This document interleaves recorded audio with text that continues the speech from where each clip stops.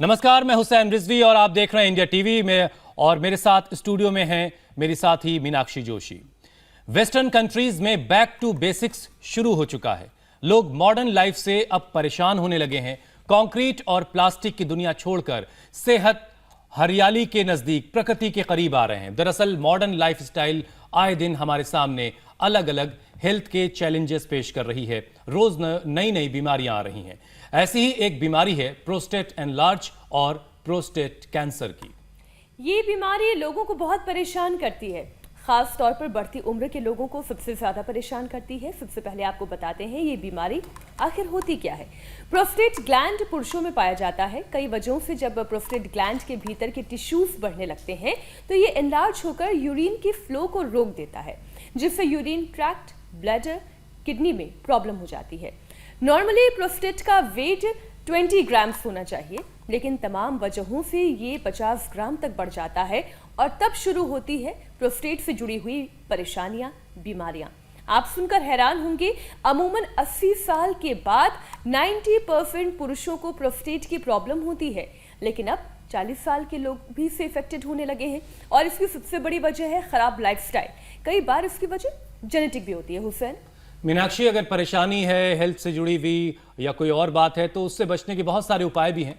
और उपाय बताने के लिए हमारे साथ जुड़ चुके हैं विश्व प्रसिद्ध योग गुरु स्वामी रामदेव। स्वामी जी, बहुत बहुत स्वागत है आपका। आज भुट्टा भुना जा रहा है क्या?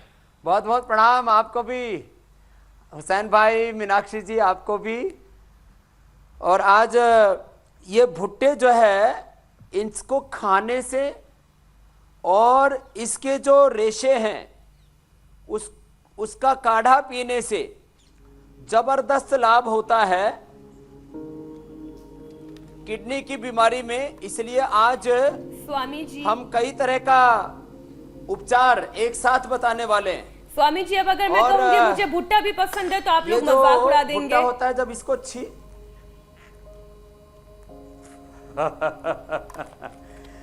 मीनाक्षी बहन को सब अच्छी चीजें पसंद हैं।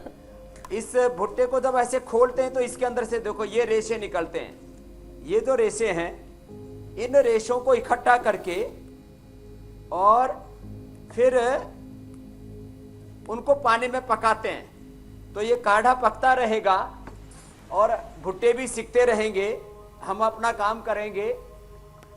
ये काढ़ा जो है इतने से ये इसके रेशे लेकर के और इसको पानी में उबाल देते हैं। ये पानी पीते हैं तो प्रोस्टेट की बीमारी में बहुत जबरदस्त फायदा होता है। दूसरा होता है गोखरू। ये गोखरू बहुत जबरदस्त होता है किडनी के लिए, प्रोस्टेट के लिए। जिनको भी रुक रुक के पेशाब आता है, प्रोस्टेट इनलार्ज हो गया है, उनकी ये औषधि है। इसका जो आकार है, इसकी जो शेप है वो भी प्रोस्टेट और किडनी की तरह ही है। तो एक गोखरू, पंचतृणमूल, नहीं तो वृक्कदोष जिसमें सारी औषधियां हैं। ये कुश, कास, पान, सरकंडा, ईख, ऊंट, कटारा और जितने भी जो पंचतृणमूल से लेकर के किडनी के लिए, प्रोस्टेट के लिए जितने भी चीजें उपयोगी हैं स्वामी जी, वो सब चीजें ना मिल पाए तो कम से कम ये वृक्कदोष क्वाथ इसको उबाल करके पी ले। कुछ कह रहे थे हुसैन स्वामी जी? मैं ये कह रहा हूँ कि थोड़ी सी चीजें ये जो औषधि वाली है आखिर के लिए बचा के लिए रख लेते हैं हम लोग। और अभी हम जरा योगाभ्यास शुरू करते हैं। क्योंकि स्वामी जी, प्रोस्टेट से जुड़ी जो समस्या है वो कैंसर और किडनी तक को फ्लेवर कर सकती है, वो इतनी खतरनाक हो सकती है। तो सबसे पहले योगाभ्यास बता दीजिए आप कि कौन कौन से योगाभ्यास करने हैं जिनके जरिए हम अपने प्रोस्टेट को बेहतर रख सकते हैं। बताने से पहले जी, क्योंकि प्रिपेयर तो करने पड़ेंगे ना। तो ये खोलेगा तभी तो काढ़ा बनेगा। अभी तो खाली प्रतीकात्मक बता रहा हूँ। जी जी जी। तो ये योगाभ्यास से शुरुआत कर लेते हैं। जी स्वामी जी। योगाभ्यास में बहुत महत्वपूर्ण है अलग अलग प्रकार के आसन। तो वहां से शुरू कर देते हैं। चलिए, जो आपने बोला उसी को शुरू करते हुए अब इस योग की प्रक्रिया में प्रोस्टेट के लिए क्या महत्वपूर्ण है और साथ ही साथ ये भुट्टे उठा लो भाई, नहीं तो जल ही जाएंगे। तो अब मीनाक्षी जी बोले कि स्वामी जी इसको पैक करके मेरे लिए भी दिल्ली में भेज दो, ये ऑर्गेनिक भुट्टे हैं। ये बात तो सही है, आपके आपके खेतों की ये- सब्जियां और ये भुट्टे में अलग स्वाद होगा, जो शहर में मिल रही है उन चीजों से तो बेहतर ही होगा। और आजकल तो वैसे भी मौसम है, बारिश हो रही हाँ, है। ये बात एकदम बिल्कुल ठीक है। तो वज्रासन में बैठ करके अथवा पद्मासन में बैठ करके आगे झुकना, ऐसे हाथ रख करके 1 मिनट तक। एक खास बात, मनुष्यों में खास करके पुरुषों में जो पुरुषत्व है उसका मेन कारण है स्पर्म। और ये जो स्पर्म बनने में उसका थिकनेस क्या है, स्पर्म की उसकी बॉडी में क्वांटिटी कितनी बनती है, उसमें एक्टिविटी कितनी है, ये सब तय करता है प्रोस्टेट, एपिडिडाइमस और टेस्टिकल्स। तो ये एपिडिडाइमस, टेस्टिकल्स और प्रोस्टेट तीनों मिलकर के और व्यक्ति के पुरुषत्व को तय करते हैं। ये जो प्रोस्टेट है, इसकी खास बात ये भी है कि ये हमारे जो यौनांग हैं वहाँ पर पीएच को भी कंट्रोल करता है। ऐसे योग मुद्रासन ऐसे करना 1 मिनट तक, और इसको 2-3 मिनट तक किया जा सकता है। योग मुद्रासन के बाद में बहुत अच्छा होता है अर्ध मत्स्येंद्रासन। बाएं पैर मोड़ा, दाहिना पैर उसके बाहर की ओर ऐसे रखा और ऐसे घूम गए। तो मैं बोल रहा था, हमारे जो यौनांग हैं वहाँ पर पीएच को कंट्रोल करने का काम ये प्रोस्टेट करता है। पूरी बॉडी सब बोलते हैं एसिडिक नहीं होनी चाहिए, एल्कलाइन होनी चाहिए। तो इस प्राइवेट पार्ट्स के अंदर एल्कलाइन रखने के लिए बॉडी को ये अर्धमत्स्येंद्रासन एक तरफ से, दूसरी तरफ से भी एक पैर मोड़ा, ये बहुत बड़ी भूमिका निभाता है। प्रोस्टेट मतलब खाली ये पेशाब के निकलने का एक रास्ता मात्र नहीं है, ये बहुत महत्वपूर्ण ग्रंथि है। इसलिए खास करके जो यंगस्टर्स हैं वो भी इस बात को ध्यान से सुने। आज जो इनफर्टिलिटी बढ़ रही है उसका एक बड़ा कारण अर्धमत्स्येंद्रासन, पैर मोड़ करके एक पैर उसके बाहर की तरफ रखते हैं। इससे प्रोस्टेट को हम एक्सरसाइज देते हैं, उसको स्टिमुलेट करते हैं। जो ये ना कर सके तो वक्रासन तो कर ही सकते हैं। बाएं पैर के पंजे के बराबर जंघा के बराबर ऐसे पंजा रखा, बाएं पैर के जंघा के बराबर पंजा रखा, दायां, अब बायां हाथ ऐसे क्रॉस करके डाला, ऐसे घूम गए। तो जो शीर्षासन और सर्वांगासन कर पाए तो वो भी जवानों को करना चाहिए, क्योंकि अब मैं इसके बारे में महत्वपूर्ण जानकारियां भी दे देता हूं। प्रोस्टेट का नॉर्मल वेट होता है 20 ग्राम, लेकिन ये उम्र के साथ 25, 30, 40, 80 और 100 ग्राम तक पहुंच जाता है। मैंने जिनका 100 ग्राम तक प्रोस्टेट का वेट हो चुका था, उनको ये लौकी का जूस काली मिर्च के साथ पिला करके, ये गोखरू और गोक्षरादि गोकुल चंद्रप्रभावटी और विषय तेंदुकवटी खिला करके अच्छा किया है। और तो स्वामी जी यही एक सवाल बात ये भी मैंने है, बताई कि उसका 20 ग्राम वेट होता है, उसके अंदर स्वामी जी सवाल ये है कि आखिर ये बड़ा क्यों हो जाता है, इसका साइज क्यों बढ़ जाता है? आप बता रहे 20 ग्राम से 100 ग्राम तक पहुंच जाता है, मतलब करीब 5 गुना बढ़ गया वजन। इसकी वजह क्या है? और अगर कोई बचपन से योग कर रहा है आपके साथ स्वामी जी, हाँ। तो क्या उसका प्रोस्टेट कभी नहीं बढ़ेगा? हाँ, ये बात पक्की है। और एक बात, इसके वेट के साथ साथ इसका पीएसए लेवल भी बता देता हूं। पीएसए लेवल होता है 4 नैनोग्राम पर ml। तो ये 4 से ये भी 40 तक, 10 गुना तक पहुंच जाता है पीएसए, और 100 तक भी पहुंच जाता है किसी किसी का। वक्रासन करते करते इसका रहस्य बता देता हूं। मैंने एक बार करीब 25 साल पहले अपना प्रोस्टेट चेक करवाया था जी। और मैंने खुद नहीं चेक करवाया, मेरे को तो कोई प्रॉब्लम ही नहीं है ना, जो है बीमारी की दृष्टि से और ना कोई गृहस्थी की दृष्टि से, हमको कोई जरूरत नहीं है। तो हमारा तो प्रोस्टेट कोई निकाल भी ले तो कोई समस्या नहीं है। खास कृपा है स्वामी जी आप पर, दाहिना ईश्वर पैर की। ऊपर, वक्रासन। तो एक खास बात बता रहा हूँ गोमुखासन बताते हुए।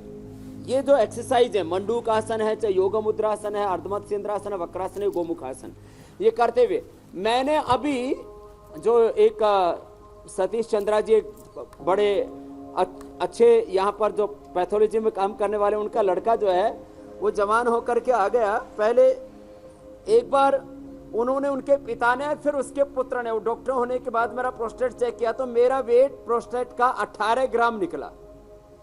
माने 50 पार करके 18 ग्राम आपके प्रोस्टेट का वेट है, तो ये मैं खुद उसका प्रमाण बैठा हूं। तो आपने उसको अंडरवेट रखा है स्वामी जी? ऐसे लोगों को जानता हूं, मेरे ही मित्र हैं। मैं अपने ऐसे मित्रों को जानता हूं जो योगाभ्यास माने कुछ दूसरी एक्सरसाइज तो करते हैं, लेकिन कपालभाति नहीं करते और ये आसन नहीं करते। उनका प्रोस्टेट बढ़ा हुआ है, परेशान है, रातों नींद नहीं आती है, जब देखो तभी मूतने के लिए बैठे रहते हैं। मैं ये एक बड़ी समस्या है इसके जो है 3 बड़े नुकसान है। यदि गृहस्थ है तो इनफर्टिलिटी का खतरा प्रोस्टेट की गड़बड़ी से, यदि जो है बढ़ गया ज्यादा तो कैंसर का खतरा, नहीं तो बार बार पेशाब लगेगा। गांव की भाषा में थोड़ा मजाकिया लहजे में बोल रहा हूं, बार बार मुताई लगती है। आदमी को बार बार पेशाब जाना पड़ता है। इससे महिलाएं, ये महिलाओं को ये दिक्कत नहीं होती, उनको ये, क्योंकि वो ये मैंने कहा ना, स्पर्म का गाढ़ापन और उसका स्पर्म की क्वांटिटी और उसमें पीएच वैल्यू को मेंटेन करना, उसमें ये बड़ी भूमिका निभाता है। तो ये अभ्यास तो हो गए बैठ करके। अब उल्टे लेट करके भी भुजंग आसन और शलभासन इसमें मदद करते हैं, और सीधे लेट करके भी। तो मैं बता रहा था एपिडिडाइमस, टेस्टिकल्स और प्रोस्टेट, ये बहुत जो है मदद करते हैं हमारे पुरुषत्व को बरकरार रखने में। तो भुजंगासन ऐसे ये भी करना, ऐसे 10-20 बार ऐसे कर सकते हैं, ऐसे भी और ऐसे भी, और फिर शलभासन भी। फिर आगे बताएंगे पवन मुक्तासन, उत्तान पादासन भी इसमें मदद करते हैं, उसको भी बता रहे, और फिर कुछ और आसन बताएंगे। जी जी। इस तरह से ये भुजंगासन और ये शलभासन, ये प्रोस्टेट के लिए बहुत जबरदस्त है। ऐसे दोनों से कोई कर सके तो ये जबरदस्त लाभ करता है प्रोस्टेट में। जो ये आसन रोज करते रहेंगे, 1 मिनट भी रोज कर लिया शलभासन, तो जिंदगी में कभी ये प्रॉब्लम हो ही नहीं सकती। और ये उत्तान पादासन तो जबरदस्त है प्रोस्टेट के लिए भी और पेट के लिए भी, सभी बीमारियों के लिए। उत्तान पादासन या नौकासन दोनों ही लाभप्रद है, लेकिन उत्तान पादासन इसमें ज्यादा लाभप्रद है। ऐसे 1 मिनट तक उठा करके रोक करके रखना है, जल्दबाजी में नहीं करना है। घुटने सीधे, पंजे तने हुए, और ये पवन मुक्त आसन, इसमें फिर रिलैक्स भी हो जाते हैं। इतने आसन तो ये उल्टे और सीधे लेट करके करना। अब बैठ करके बिल्कुल सिंपल, जिससे कि प्रोस्टेट को पूरी एक्सरसाइज मिलती है। देखो ये प्रोस्टेट, ये हमारे जो है किडनी के भी नीचे, जहां से हम यूरिन पास करते हैं, तो उसके रास्ते में पड़ता है। लंबे लंबे श्वास ऐसे,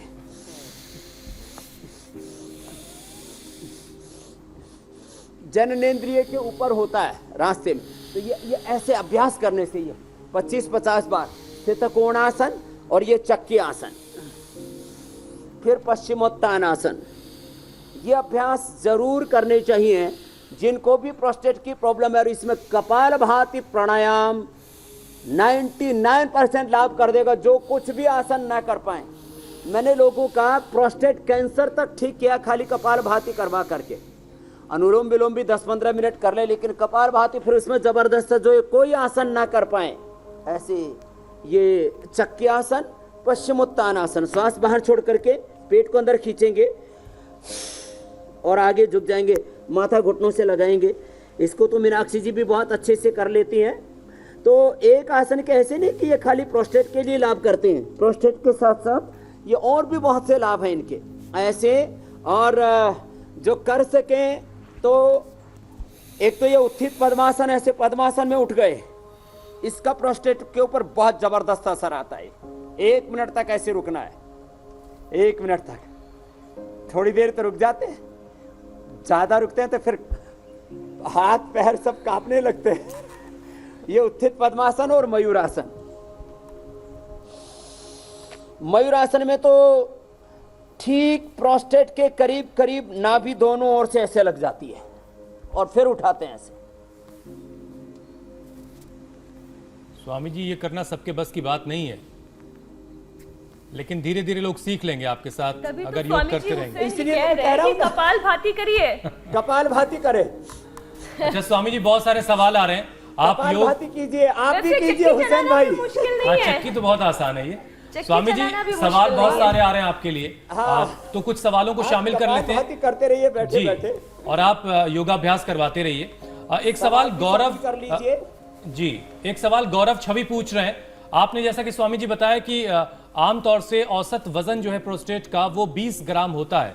गौरव बता रहे हैं कि उनके प्रोस्टेट का वजन जो है सिर्फ 15 ग्राम है, फिर भी उनको यूरिन में प्रॉब्लम है, जलन रहती है। उसका कारण तो दूसरा है, पित्त के बढ़ने से रहता है। अच्छा, तो उनको गोखरू का पानी पीना चाहिए, 3 से 4 लीटर पानी लेना चाहिए। अब इसमें कुछ 5 खास बातें बताना चाहता हूं। एक तो लगभग गर्मी में तो 4 लीटर तक, 3 से 4 लीटर तक पानी पीना चाहिए, सर्दी में 3 लीटर तक। और गोखरू का काढ़ा पी ले, जौ का दलिया खा ले। अभी मैं 5-7 बातें बताऊंगा। शीर्षासन भी बहुत अच्छा है, जो बचपन से शीर्षासन करेंगे और सर्वांग आसन करेंगे उनको लाइफ में कभी भी प्रोस्टेट की प्रॉब्लम होगी नहीं। स्वामी जी जो पानी पीने की एक बात आपने बताई, हम अक्सर ये देखते हैं कि जिन ऑफिसेज में एसीज लगे होते हैं, महिलाएं भी बाहर निकलते वक्त पानी बहुत कम पीना चाहती हैं, लेकिन जो पानी बहुत पीते हैं यानी 3, 4, 5 लीटर से ज्यादा, क्या पानी भी किसी तरह से नुकसान कर सकता है? क्या पानी का कोई हार्म है? 4 लीटर से पानी ज्यादा पिएंगे तो आपके किडनी के ऊपर ओवरलोड आएगा, लोड बढ़ जाए। अब ओवरलोड चाहे किडनी पर आए या हार्ट पर आए या ब्रेन ठीक पर बात। आए, घुटनों पर आए, स्टोमक पर आए, वो भी अच्छा नहीं है। तो इसलिए जो है एक balance diet, balance exercise, balance खाना पीना, बैलेंस सोना, सब जगह एक शब्द जोड़ दो, संतुलन ही स्वास्थ्य है। और तो संतुलन में होना चाहिए। चलो बिल्कुल, अब 5-7 चीजें। जी 3 से 4 लीटर पानी से ज्यादा नहीं। गर्मी में 4 लीटर तक, सर्दी में 3 लीटर तक। केवल पानी नहीं, लिक्विड उसमें सब आ गया। उसमें सूप भी आ गया, उसमें दूध भी आ गया, उसमें छाछ आ गई, उसके अंदर शरबत भी आ गया। जो भी आप लिक्विड ले रहे हैं, जो वो सब 3 से 4 लीटर टोटल लिक्विड है, नॉट ओनली वाटर। अगली बात, गोखरू जो मैं बता रहा था, ये महीने में 1 बार। और गोखरू जिनको नहीं उपलब्ध है तो उनको वृक्कदोषर क्वाथ में बता रहा था, तो वृक्कदोषर क्वाथ ये दे दो बेटा, ये वृक्कदोषर क्वाथ पी लिया करें महीने में 1 बार, नहीं तो गोखरू का काढ़ा पी लिया करें महीने में 1 बार। ये जो मकई है, मकई के मौसम में ये मकई का भी काढ़ा बना करके पी ले। ऐसे कुलथ की जो दाल है, इसको रात को भिगो दिया करें, और क्योंकि थोड़ी हार्ड होती है, तो कुलथ की दाल रात को भिगो करके और सुबह इसका काढ़ा बना करके या सूप बना करके पी ले, थोड़ा सेंधा नमक और हींग डाल करके। इस कुलथ की एक बात कहता हूँ, ये बड़े हुए प्रोस्टेट से लेकर के और ये किडनी से लेकर के कैसे लाभ करती है। मैं जब हरिद्वार में आया था, आज से ये 27-28 वर्ष पहले की बात है, तो हमको कैंसर के ट्रीटमेंट के लिए हीरे की भस्म की जरूरत पड़ी। तो किताबों में लिखा हुआ था, मेंढक पकड़ो, उसका यूरिन निकालो, उसमें जो है हीरे को घिसो तो उसकी भस्म बन जाएगी। हमने कहा कहाँ? तो पहले मेंढक ढूंढे, और मेंढक ढूंढने के बाद में भी वो मूतेगा या नहीं मूतेगा। अरे पहले तो सोचिए पकड़ में आएगा या नहीं आएगा।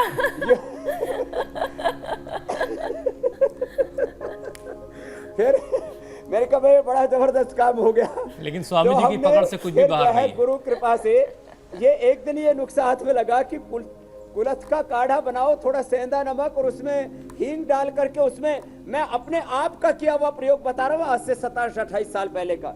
कुलथ का काढ़ा बनाया, थोड़ा सेंधा नमक और उसके अंदर वो डाल दिया हींग, और हीरा जैसा जो सबसे हार्ड होती है धातु, हीरा जो है वो ऐसा भुर भुर भुर करके पाउडर हो गया, फिर उसकी भस्म बन गई। तो ये इतना जबरदस्त है। स्वामी जी, क्या इससे यूरिन ट्रैक इन्फेक्शंस जो होते हैं उसमें भी आराम मिलता है? पथरी के लिए भी, हाँ, यूरिन के जितने भी इन्फेक्शन है उसमें कुलथ तो काढ़ा पीना ही, उसमें गोखरू सबसे ज्यादा लाभ करता है। और फिर जिनको मैंने कहा ये ना मिल पाए तो वृक्क दोष सर्पवात, इसमें सारी चीजें इसके अंदर ढाक है, पित्त पापड़ा है, पुनर्नवा, पाषाण भेद, वरुण, कुलथी, इसके अंदर भी कुलथ है, अपामार्ग, कासनी, पीपल, नीम, मकोई, गोखरू, धमासा, कुश, कास, धान, सरकंडा, ईख, कटकटारा, गिलोय, अरणी, अमलतास, बला, सतावरी, विदारी, बहुत सारी चीजें स्वामी जी आपने इसमें मिलाई हैं। इतनी चीजें हैं इसके अंदर। स्वामी जी आप हमेशा कहते हैं, करें। स्वामी जी आप हमेशा कहते हैं कि प्राणायाम से 99% जो रोग हैं वो ठीक हो जाते हैं, लेकिन प्रोस्टेट की जो समस्या है उसमें ज्यादा उम्र के लोग ज्यादा हैं, तो जो योगाभ्यास नहीं कर पाते हैं उनके लिए कौन कौन से प्राणायाम हैं जो प्रोस्टेट के जो रोगी हैं उनके लिए कारगर है? सबसे महत्वपूर्ण है कपालभाति। भस्त्रिका तो 2-3 मिनट 5 मिनट जितना कर पाए कर लें, या आधा घंटा सुबह शाम कर लें। 100 साल तक कोई प्रॉब्लम नहीं होगी प्रोस्टेट की। और स्वामी रामदेव का आप 100 साल में भी प्रोस्टेट चेक कर लेना, और आज का वेट मैंने बता दिया 18 ग्राम है, और कोई दिक्कत नहीं किसी भी तरह। अच्छा स्वामी तो जी, ये कपालभाति कितना गजब का प्राणायाम है। आप लीवर की बीमारी को भी इससे ठीक करते हैं, किडनी की बीमारी को भी ठीक करते हैं, प्रोस्टेट एनलार्जमेंट की तो हम बात कर ही रहे, इनडाइजेशन हो चाहे जो परेशानी हो, कपालभाति मुझे लगता है लाख दुखों की एक दवा है। अच्छा स्वामी जी, कॉन्स्टिपेशन हो, पाइल्स हो, फिशर हो, फिस्टुला हो, यूट्रस में फैब्रिस हो, ओरिमिसिस्ट हो, पॉलीसिस्टिक ओवरीज हो, माहवारी की दिक्कत हो, कोलेस्ट्रॉल की दिक्कत हो, हार्ट में ब्लॉकेज हो, हड्डियां कमजोर हो, किसी भी प्रकार के न्यूट्रिशंस माइक्रो न्यूट्रिशंस की डेफिशिएंसी हो, विटामिन डी, विटामिन B12 हो, ओमेगा 3, कैल्शियम और प्रोटीन, जितने भी आयरन, जिसकी सी चीज़ की भी कमी हो, सारी चीज़ें एब्जॉर्ब तो होती है ना आंतों से। तो ये आंतों के लिए, लीवर के, किडनी के, ये पूरी बॉडी की इंटरनल ऑर्गन्स की इंटरनल एक्सरसाइज है। अब प्रोस्टेट की एक्सरसाइज किसी फिजियोथेरापिस्ट से पूछेंगे तो अंगुलियों की एक्सरसाइज बता देगा, कंधे की एक्सरसाइज बता देगा फिजियोथेरापिस्ट, वो गर्दन की भी एक्सरसाइज बता देगा कि ऐसे ऐसे गर्दन को ऐसे ऐसे करो, ऐसे ऐसे करो, घुटने की एक्सरसाइज बता देगा। फिजियोथेरापी से पूछो भाई साहब प्रोस्टेट की एक्सरसाइज बता दो, वो बोलेगा आउट ऑफ सिलेबस है उसको पढ़ाया नहीं गया। तो ये बहुत कुछ ऐसा है जो एलोपैथी में स्वामी जी, भांति जो बहुत कुछ स्वामी जी एलोपैथी में ऐसा है जो सिलेबस में है ही नहीं, वो और सब कुछ आपकी जो योग पैथी है उसमें सब कुछ शामिल है। एक सवाल पलविंदर कौर का है स्वामी जी, वो पूछ रही हैं कि प्रोस्टेट का जो कैंसर है उसके लिए दवा बता दें। तो प्रोस्टेट के लिए एक तो मैंने बोला गोक्षुरादि गोगोल चंद्रप्रभा वटी और विषय तेंदुक वटी, ये मिल जाएंगी हमारे पतंजलि चिकित्सालय से। और दूध में हल्दी और शिलाजीत भी इसके लिए लाभ करते हैं।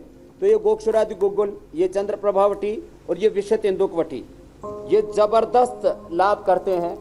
ये तो हमारे पतंजलि चिकित्सालय आरोग्य केंद्रों से मिल जाएंगे। अब प्रोस्टेट कैंसर के ऊपर आते हैं। सभी प्रकार के कैंसर में, जैसे अभी मैं गोखरू, मकोई, कुलथ, जौ और ओट्स, ये जौ और जो ओट्स है ना, ये जो जौ का दलिया हम जो बताते हैं, ये जौ का दलिया, जौ का आटा, जौ का कोई भी किसी भी प्रकार से प्रयोग करेगा उसको प्रोस्टेट की कभी लाइफ में प्रॉब्लम होगी नहीं।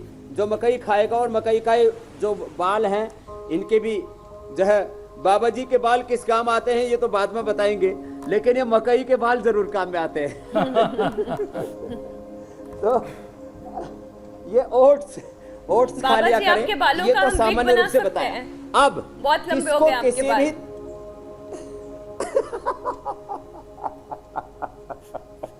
तो कपालभाति करते करते अब जो है कैंसर पर आ रहा हूं। व्हीट ग्रास, एलोवेरा, गिलोय, नीम और तुलसी, ये 5 चीजें फिर से बता रहा हूं। 25 से 50 ml व्हीट ग्रास, 25 से 50 ml एलोवेरा, 1 फीट के करीब गिलोय की डंडी, ये जो है करीब इतनी सी गिलोय, व्हीट ग्रास, एलोवेरा, ये 3 चीजें, गिलोय, व्हीट ग्रास, एलोवेरा। फिर इसमें 11 से 21 पत्ते तुलसी के और 7 से 11 पत्ते नीम के, ये 5 चीजें जबरदस्त है कैंसर के लिए, कोई भी ले सकता है, ये पंचामृत है। और जिनको भी जो है प्रोस्टेट की प्रॉब्लम है और साथ में कैंसर भी है प्रोस्टेट में, पीएसए लेवल बहुत ज्यादा बढ़ गया है और उससे कैंसर हो गया है, तो ये गोधन अर्क भी उसमें लाभ करता है, ये सबके लिए उपयोगी है। ये गोखरू ऐसा होता है, देखो ये इसका पौधा भी दिखा दे रहा हूँ, ये गोखरू ऐसा, इसको अच्छा, स्वामी जी। राजस्थान में ऊंट बहुत खाते हैं, इसलिए ऊंट को कभी भी प्रोस्टेट की प्रॉब्लम नहीं होती है। तो ये, और कैंसर के लिए हीरक भस्म, शिला सिंदूर, ताम्र भस्म, स्वर्ण वसंत मालती, संजीवनी, इनका पुड़िया बना करके हीरक भस्म लगभग 600 मिलीग्राम से लेकर के 1 ग्राम तक, ताम्र भस्म 1 ग्राम तक, शिला सिंदूर 4 ग्राम, प्रवाल पंचामृत 10 ग्राम, संजीवनी 10 ग्राम और इसमें स्वर्ण वसंत मालती 2-3 ग्राम, ये सब पाउडर करके 60 पुड़िया बना लेते हैं, सुबह शाम खाली पेट खिलाते हैं। और काचनार, गुगुल, वृद्धि बाधिका, बटिए जो बढ़ा हुआ प्रोस्टेट है उसके लिए साथ में और दे देते हैं। और स्वामी जी, ये सब आपको याद रहता है, ये भी बहुत कमाल है। ठीक हो जाता है। हुसैन भाई कुछ पूछ रहे थे। स्वामी जी, मैं कह रहा हूं कि बहुत सारे लोग पूछ रहे हैं, क्योंकि आपने बताया कि कपालभाति बहुत कमाल की चीज है, बहुत कमाल का प्राणायाम है, तो उसका एक बार फिर से जरा तरीका बता दीजिए उसका प्रॉपर कि किस तरीके से। क्योंकि स्वामी जी कई लोग गलत तरीके से भी करते हैं, कई लोग सांस बाहर कर अंदर खींचने लगते हैं, गले से आवाज निकालने लगते हैं। हाँ, ऐसे करने लगते हैं। मैं भी करता हूं आपके साथ। ये उल्टा हो गया, उल्टा कपालभाति है। ऐसे खींचना नहीं, छोड़ना है। जैसे नाक साफ करते हैं तो कैसे करते हैं,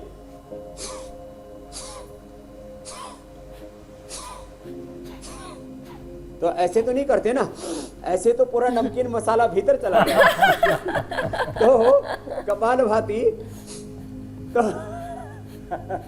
तो जैसे नाक साफ करते हैं ऐसे छोड़ते हैं। अब देखो, मैंने बताया था लोग 4-5 तरह से कपालभाति करते हैं। एक खाली नीचे नीचे से करते हैं, ये प्रोस्टेट में तो ठीक है, लेकिन डायबिटीज और पेट के दूसरे डिसऑर्डर से, हार्ट की, लंग की, थायराइड की, ये सब प्रॉब्लम दूर नहीं होगी। तो कपालभाति में 3 जगह इक्वल प्रेशर आएगा, प्रोस्टेट के ऊपर, किडनी पर, पेट पर, लंग पर और यहाँ थायराइड पर। देखो नीचे मूलाधार से लेकर के प्रेशर आ रहा है, एक, दूसरा है नाभि के ऊपर, देखो अंदर जा रहा पेट, तीसरा यहाँ फेफड़े के ऊपर, हार्ट के ऊपर, गले पर।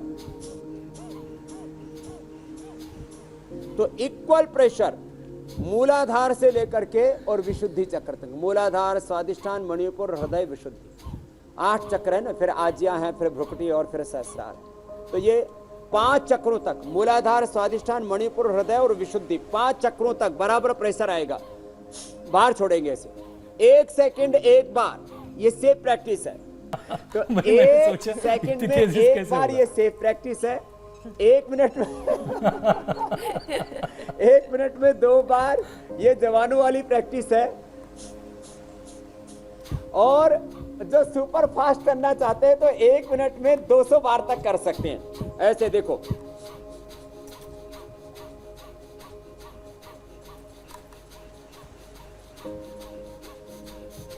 स्वामी जी, मैं भी थोड़ा सा कंफ्यूज हूं कि सही बिल्कुल कर रहा हूं कि नहीं कर रहा हूं। हालांकि जहां जहां आप प्रेशर बता रहे हैं वहां मैं प्रेशर फील कर रहा हूं, चेस्ट में भी प्रेशर फील कर रहा हूं और हुसैन, मैं जितने दिनों से आपको यहाँ पर प्राणायाम करते देख रही हूँ, आप बहुत अच्छे से कर रहे हैं, बिल्कुल जैसे करना चाहिए आप फॉलो कर रहे हैं। चलिए, अच्छी बात है।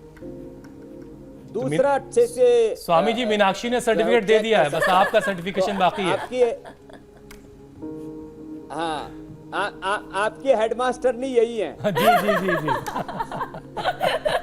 हुसैन, अब आप मुझसे बच के रहिए, गलती मैं माफ नहीं करूंगी। नहीं, बिल्कुल ठीक है, गलती माफ भी नहीं होनी चाहिए, सजा से जो है वो इम्प्रूवमेंट होता है। ये कपालभाति में इक्वल प्रेशर आता है, नाभि के नीचे, नाभि के ऊपर, नाभि के ऊपर भी और नाभि के ऊपर भी, फिर फेफड़ों पर भी, हार्ट पर भी और गले पर भी, नाक तक।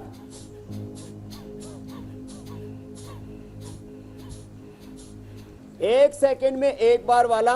जिनको हाइपरटेंशन है, हार्ट की प्रॉब्लम है, हर्निया है, बैकएक है, कमजोरी है, कोई भी दिक्कत हो वो भी कर सकते हैं। जवान 1 सेकंड में 2 बार वाला, और बाकी तो जो बहुत ही ऊर्जावान है मैं 200 बार तक करता हूं। ऐसे मैंने बताया सुपर फास्ट। स्वामी जी आप कपालभाति करें, तब तक एक इससे सवाल ध्यान ले भी लेते एकदम हैं लग जाता है। जी। और मूलाधार से सहस्रार तक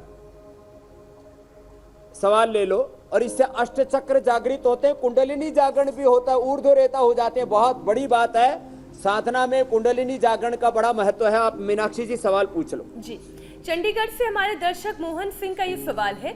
67 साल उनकी उम्र है, 12 साल से उनको प्रोस्टेट में प्रॉब्लम है। 2016 में प्रोस्टेट कैंसर का ऑपरेशन भी करवाया, लेकिन ये फिर से परेशानी आ गई है। उन्हें क्या करना चाहिए?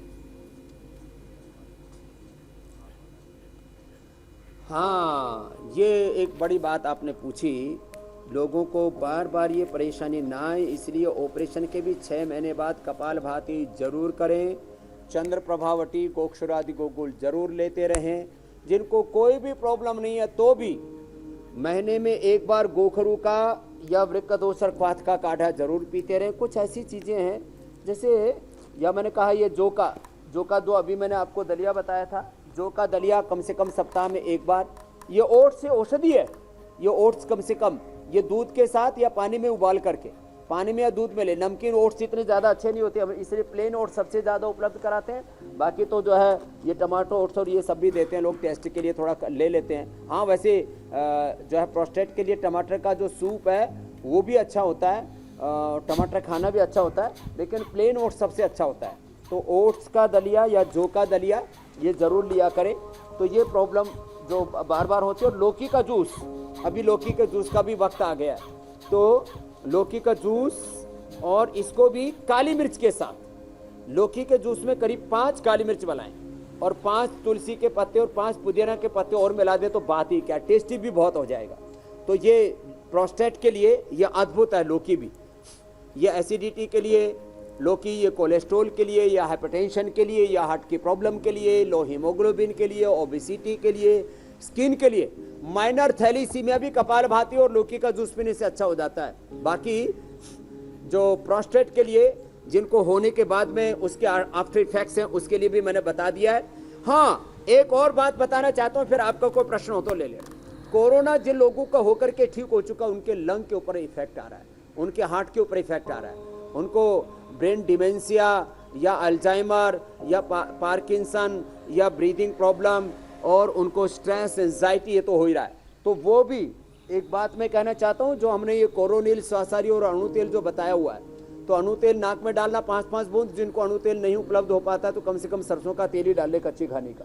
तो ये कच्चे खाने का सरसों का तेल या कम से कम ये अणु तेल, और स्वासारी खाली पेट 2-2 गोली, और कोरोनिल खाने के बाद, तो उससे लंग के ऊपर जो बुरा असर आ रहा है लोगों को, और नर्वस सिस्टम पर बुरा असर आ रहा है, और लोगों को कई प्रकार के आफ्टर इफेक्ट्स हो रहे हैं। जी, जो कोरोना पॉजिटिव होने के बाद नेगेटिव हो गए, लेकिन उनको कॉम्प्लिकेशंस आ रहे हैं, तो वो भी स्वासारी और कोरोनिल जरूर ले लें, क्योंकि हम कोरोना से जंग स्वामी रामदेव के संग रोज करते हैं। तो इसलिए कोरोना के बारे में, ये उसके आफ्टर इफेक्ट्स के बारे में एक दिन पूरा लेंगे, वो थोड़ा बता दिया। जी स्वामी जी, प्रोस्टेट की सारी परेशानियों का इलाज भी आपने बता दिया, योगाभ्यास भी बता दिए, प्राणायाम भी बता दिया, लेकिन बहुत सारे लोग एक्यूप्रेशर पॉइंट्स पूछ रहे हैं स्वामी जी कि वो कौन कौन से पॉइंट्स हैं जिनको प्रेशर जिन पर दे करके, जिनको दबा करके हम ये मैंने बिल्कुल लिखा हुआ था, वो जरूर बता देता हूं जी। तो ये जो है, एक तो छोटी उंगली के ऊपर दबाना है, एक किडनी के लिए तो बीच में दबाते ही है जी। ये पॉइंट दबाने के साथ साथ ये पॉइंट भी दबा ले, यहां से ये वाले जो पॉइंट है, ये पॉइंट दबाएं, ये हथेली के बीच में और यहां पर ये नाड़ी के बराबर हथेली के बीच में और दोनों हाथों में, ये 1 2 3 ये मेन पॉइंट हो गए। ये बहुत जरूरी है। ऐसे ऐसे दोनों तरफ से यहाँ से दबाएं। ये बवासीर के लिए भी पॉइंट होता है, ये किडनी के लिए और प्रोस्टेट के लिए, दोनों के लिए यहाँ से। तो ये पॉइंट दोनों कपालभाति करते करते ही दबा लें।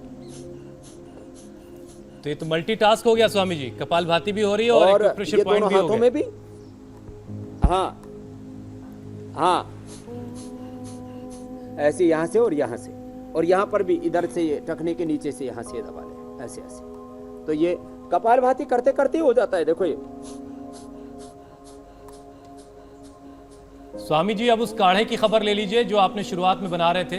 भुट्टे के बाल का काढ़ा था और गोखरू भी शायद उसमें हाँ, था। काढ़ा की भी खबर ले लेते हैं। मकई भी सारी पक करके तैयार हो गई है और लौकी का जूस भी निकाल देते हैं काली मिर्च के साथ, पुदीना के साथ। ये भी जरूर लिया करें, ये जबरदस्त है। मैंने लोगों का PSA लेवल बढ़ा हुआ था, प्रोस्टेट कैंसर था, उनको ठीक किया इन्हीं चीज़ों से। और भी बाकी सारी चीज़ें काफ़ी बता चुके हैं। और जो है काढ़े की खबर ये है कि ये कुल्थ का जो काढ़ा है ये ऐसे इस तरह से, क्योंकि मैंने कहा इसमें टाइम लगता है, लेकिन ऐसे लाल लाल हो जाएगा। देखो ये तो कुल्थ का काढ़ा हो गया। आज ये सबको पिलाएंगे। हमारे जितने भी ये कैमरामैन हैं, जो भी ये सहायता करने वाले हैं, ये गिलास दो। तो ये ऐसे ये कुल्थ का ये काढ़ा ऐसे हो जाता है। ये कुल्थ का काढ़ा है, लाल लाल हो जाएगी। और ये कुल्थ की दाल भी फिर पका के ले लिया करें। ये तो कुल्थ का हो गया। अभी इसमें सिर्फ मैंने पानी इसमें और शुरू में दाल है, डाला था, स्वामी ये जी, धीरे-धीरे नमक भी तैयार डाला है होगा, तो ये आपने। भी लाल लाल हो जाता है मकई वाला भी। अभी इसका कार्यक्रम चल ही रहा है। और साथ में ये भी बता दीजिए स्वामी जी, जो मीनाक्षी ने पूछा उसमें एक चीज और जोड़ लीजिए। अलग अलग सीजन में क्या इसको पीना चाहिए, नहीं पीना चाहिए, कब किस वक्त कितना पीना चाहिए? ये जबरदस्त है। ये भी ऐसे थोड़ा रेडिश कलर में आ जाता है। तो ये इस तरह से ये मकई के का वाला, मकई के साथ साथ ये जो है दोनों का रंग ये एक ही सारे जैसा काढ़े है। इस तरह से, लौकी का जूस, ये सब चीजें नेचुरल चीजें हैं, बड़ी प्रभावी हैं।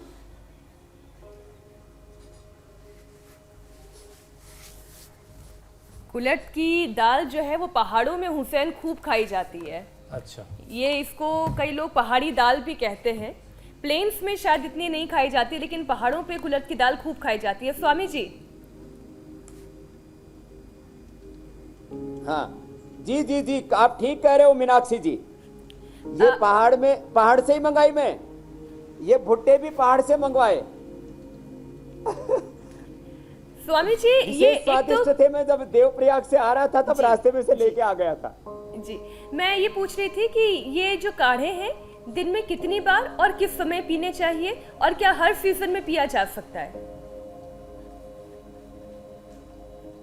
हाँ देखो, लौकी के जूस में तो जैसे काली मिर्च मिला दिया तो लौकी बहुत ठंडी होती है, इसलिए जिनको अस्थमा है, आर्थराइटिस है, उनको फिर ये काली मिर्च डालने के बाद वो ठंडक भी अब इसकी दूर होगी। इसमें पुदीना भी डाल दिया और थोड़ा इसके अंदर तुलसी डाल दी और फिर ये काली मिर्च भी डाल करके ये हर सीजन में पिया जा सकता है। ये तो लौकी वाला बताया मैं। लौकी जो है पुदीना डालने के बाद और काली मिर्च डालने के बाद